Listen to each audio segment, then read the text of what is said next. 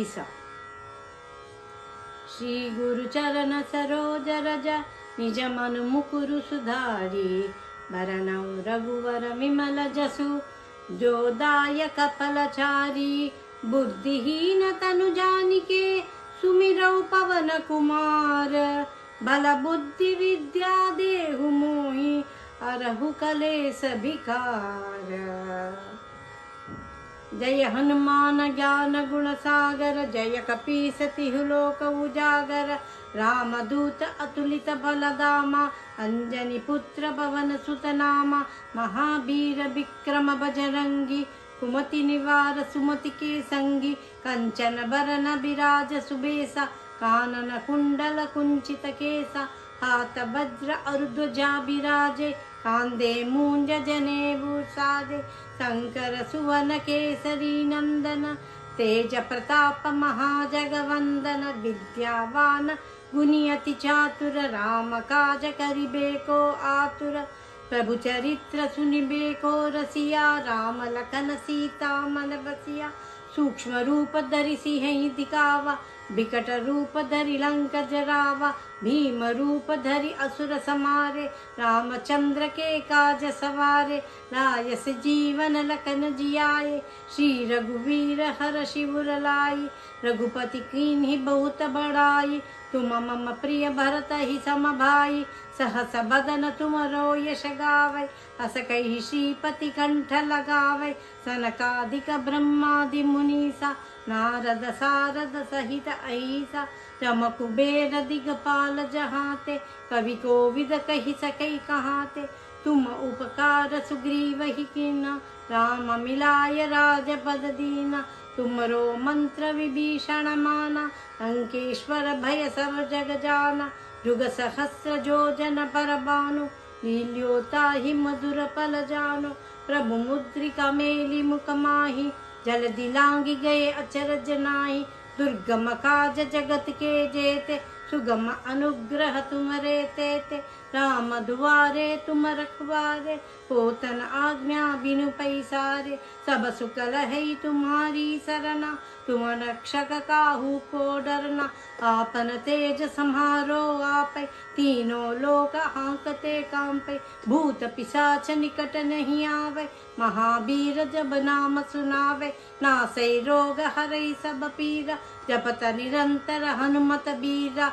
संकट से हनुमान छुड़ावे, मन क्रम बचन ध्यान जो लावे। सब पर राम तपस्वी राजा, तिनके काज सकल तुम साजा। और मनोरथ जो कोई लावे, सोई अमित जीवन फल पावे।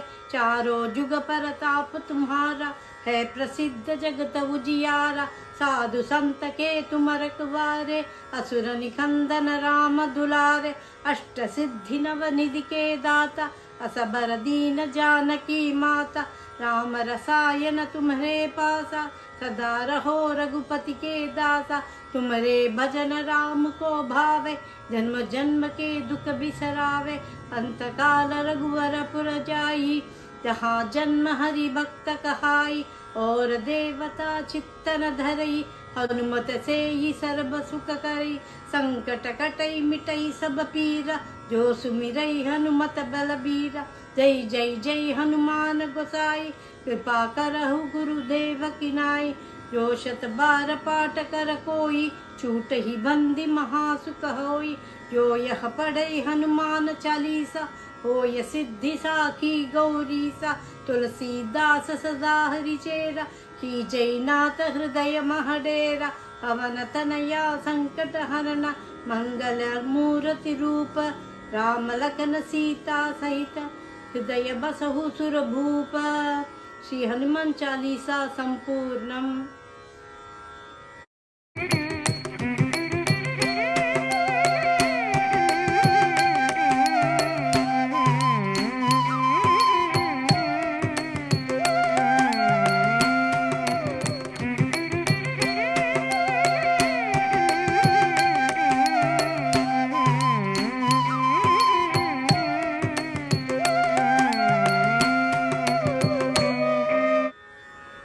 बुद्धिर्बलं यशोधैर्यं निर्भयत्वम् अरोगता। अजाट्यं वाक्पटुत्वं च हनुमत् स्मरणात् भवेत् बुद्धिर्बलं यशोधैर्यं निर्भयत्वम् अरोगता अजाट्यं वाक्पटुत्वं च हनुमत् स्मरणात् भवेत्. Meaning and explanation. Buddhi means intelligence to understand a situation. Bala means strength to execute a work. Yashas, graceful appearance to please others. Dhairyam means patience to wait for the appropriate moment and work with the appropriate pace. Nirbhayatvam, fearlessness to tackle a situation. Arogatam, free from disease, to work with good health.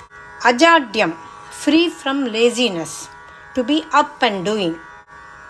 Vakpatutvam means skillfulness in speech, to communicate properly. One gets all these traits of character on contemplation or praying to Lord Hanuman. In brief, by remembering Lord Hanuman, one gains wisdom, strength, fame, courage, fearlessness, good health, a sharp intellect, and eloquence in speech.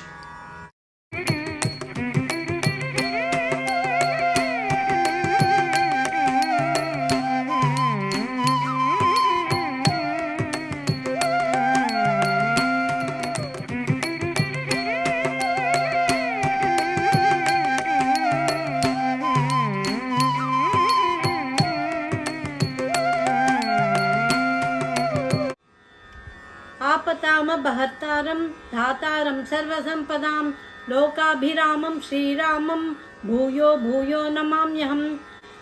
आपतामपहर्तारं धातारं सर्वसम्पदां लोकाभिरामं श्रीरामं भूयो भूयो नमाम्यहम्. Meaning of Shloka. The remover of distress, the granter of all prosperity, that Lord of the universe, Sri Rama, salute thee again and again. Apadam, of difficulties. Apahartaram, one who takes away. Apatam apahartaram, the remover of troubles. Dhataram, bestower, the one who grants blessings. Sarva, all. Sampadam, of wealth and prosperity. Sarva Sampadam, of all wealth and prosperity. Loka, world. Abhiram, pleasing or delightful. Lokabhiramam, delightful to all worlds. Sri Ramam, revered and glorious Lord Sri Rama. Bhuyo Bhuyo, again and again. Namami, I bow to you with devotion. Aham, I. रामाय रामभद्राय रामचन्द्राय वेतसे रघुनाथाय नाथाय सीताय पतये नमः. रामाय रामभद्राय रामचन्द्राय वेधसे रघुनाथाय नाथाय सीताय पतये नमः. Meaning of Shloka. Salutations to Lord Rama, who is also known as Ramabhadra and Ramachandra, who is mentioned in Vedas as the greatest lord of Raghuvansha and the whole world, and who is the consort of Sita. I salute that Rama who is benevolent and peaceful as the moon, and who is the consort of Sita and the master guardian of all.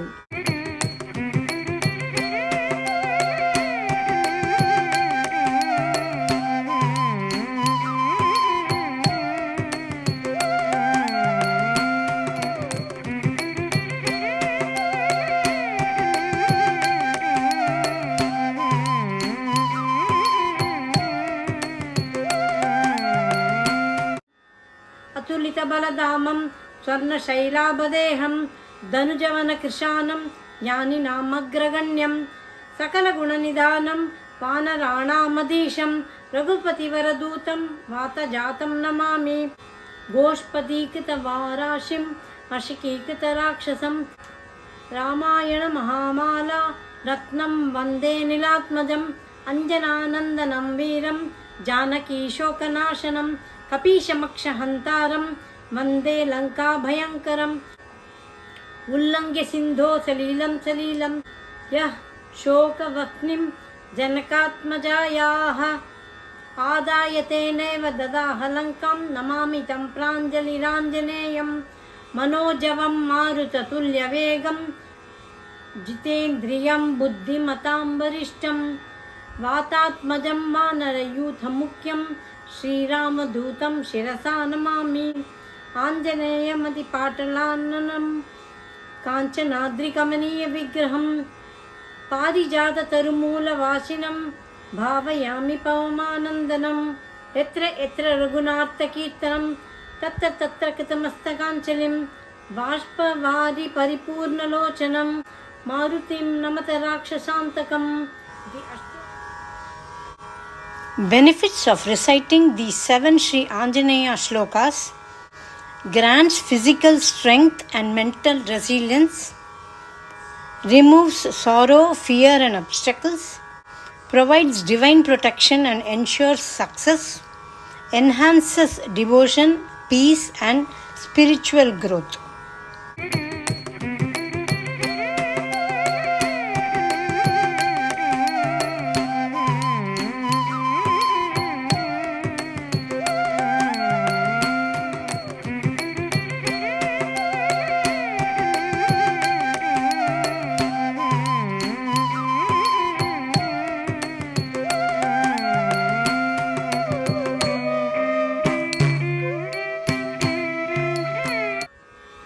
रामनाम संकीर्तनम.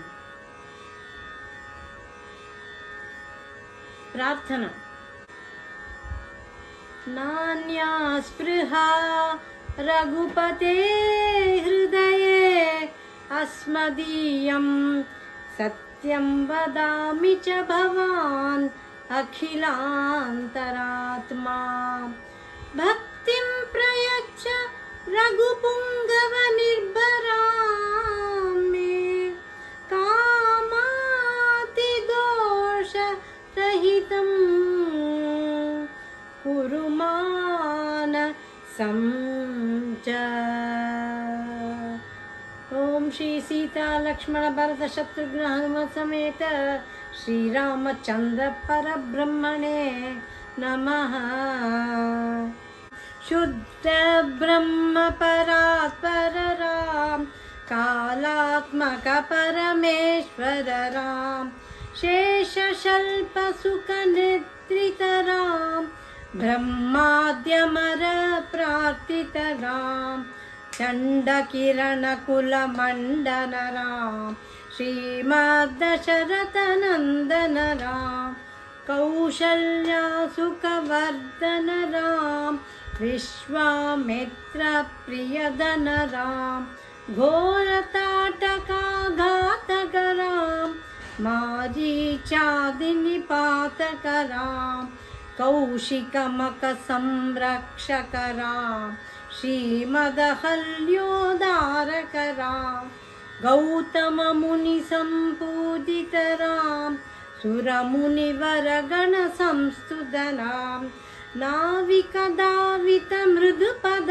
राम मिथिलापुर जन मोहक राम विदेह मानस रंजक राम त्र्यंबक कार्मुक भंजक राम सीतार्पित वर मालिक राम कृत वैवाहिक कौतुक राम भार्गव दर्प विनाशक राम श्रीमदयोध्या पालक राम अगणित गुण गण भूषित राम अवनीतनया कामित राम राका चंद्र समानन राम पितृवाक्याश्रित कानन राम प्रिय गुह विनिवेदित पद राम तत्क्षालित निज मृदु पद राम भरद्वाज मुखानंदक राम चित्रकूटाद्रिनिकेतन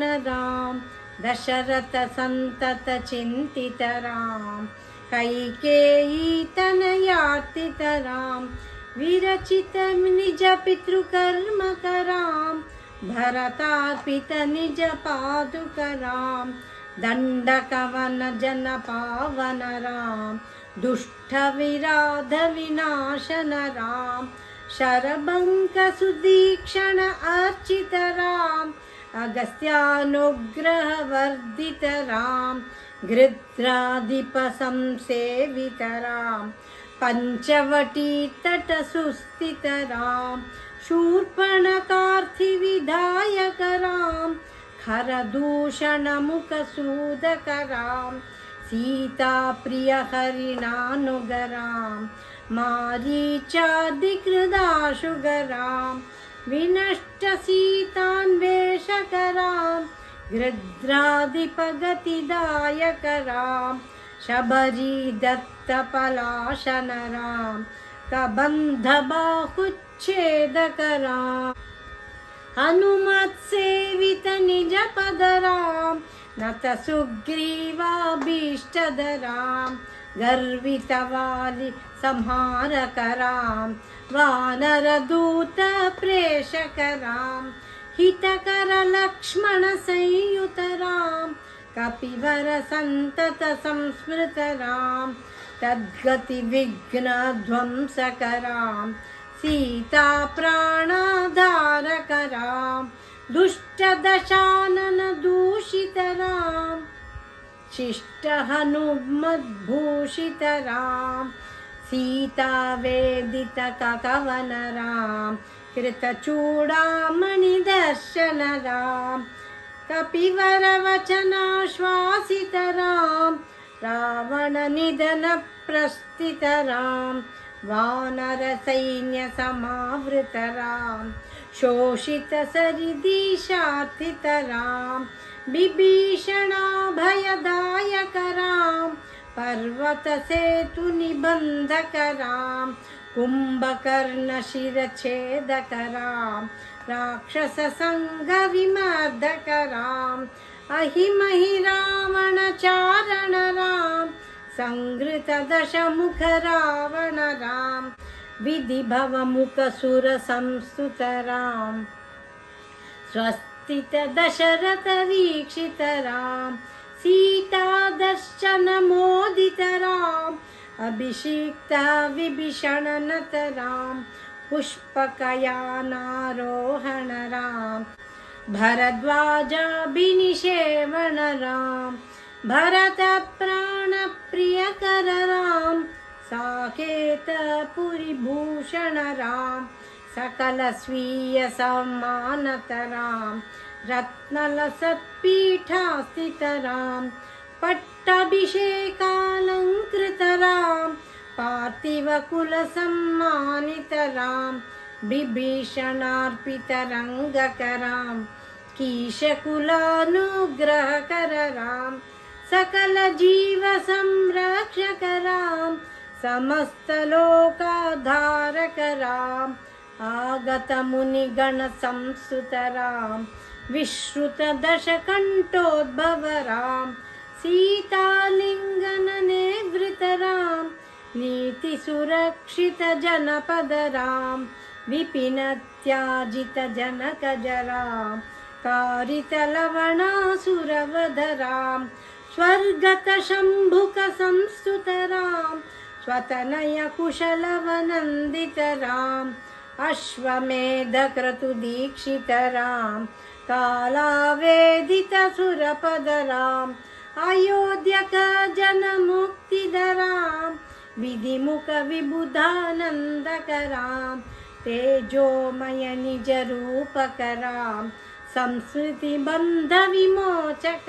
राम धर्म स्थापन तत्पर राम भक्ति परायण मुक्तिद राम सर्वचराचर पालक राम सर्वभवामय वारक राम वैकुंठालय संस्थित राम नित्यानंद पद स्थित राम राम राम जय राजा राम राम राम जय सीता राम राम राम जय राजा राम राम राम जय सीता राम राम राम जय राजा राम, राम राम जय सीताराम।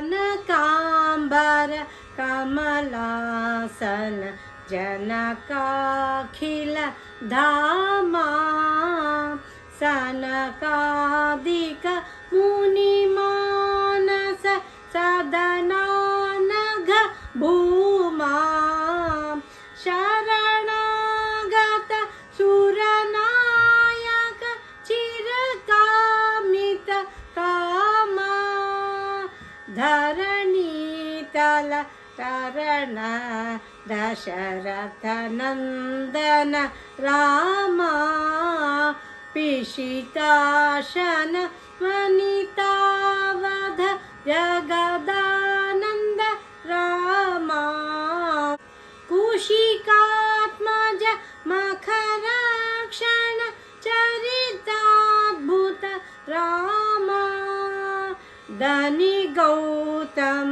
गृहिणी स्वज दगमोचन रामा, मुनिमंडल बहुमानित पद पावन रामा, स्मर शासन सुशरासन लघुभंजन रामा, नर निर्जर जनरंजन सीतापति रामा, कुसुमायुध तनु सुंदर कमलानन रामा, वसुमानित भृगु संभव मदमर्दन रामा, करुणारस वरुणालय नतवत्सल रामा, शरणं तव चरणं भवहरणं मम रामा, शरणं तव चरणं भवहरणं मम रामा, कनकांबर कमलासन जनकाखिल धामा।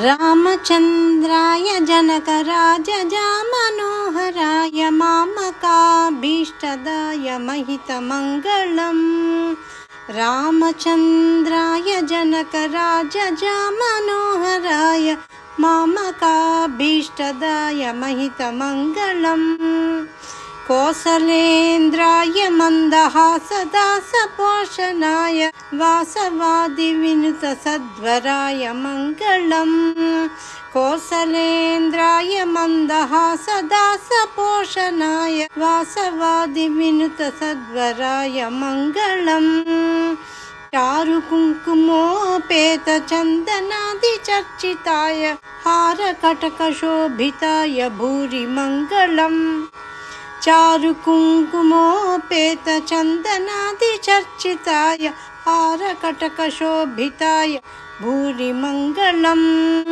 ललितरत्नकुण्डलाय तुलसीवनमालिकाय जलज सदृश देहाय चारुमङ्गलम् ललितरत्नकुण्डलाय तुलसीवनमालिकाय जलज सदृश देहाय चारुमङ्गलम् देवकी सुपुत्राय देवदेवोत्तमाय भावजा गुरुवराय भव्यमङ्गलम् देवकी सुपुत्राय देवदेवोत्तमाय भावजा गुरुवराय भव्यमङ्गलम् पुण्डरीकाक्षाय पूर्णचन्द्राननाय अण्डजातवाहनाय अतुलमङ्गलम् पुण्डरीकाक्षाय पूर्णचन्द्राननाय अण्डजातवाहनाय अतुलमङ्गलम् विमलरूपाय विविधवेदान्तवेद्याय सुमुखचित्तकामिताय शुभगमङ्गलम् विमलरूपाय विविधवेदान्तवेद्याय सुमुखचित्तकामिताय शुभगमङ्गलम् रामदासाय मृदुलहृदयकमलवासाय स्वामी भद्रगिरिवराय सर्वमङ्गलम् रामदासाय मृदुलहृदयकमलवासाय स्वामी भद्रगिरिवराय सर्वमङ्गलम् स्वामी भद्रगिरिवराय सर्वमङ्गलम् स्वामी भद्रगिरिवराय सर्वमङ्गलम्।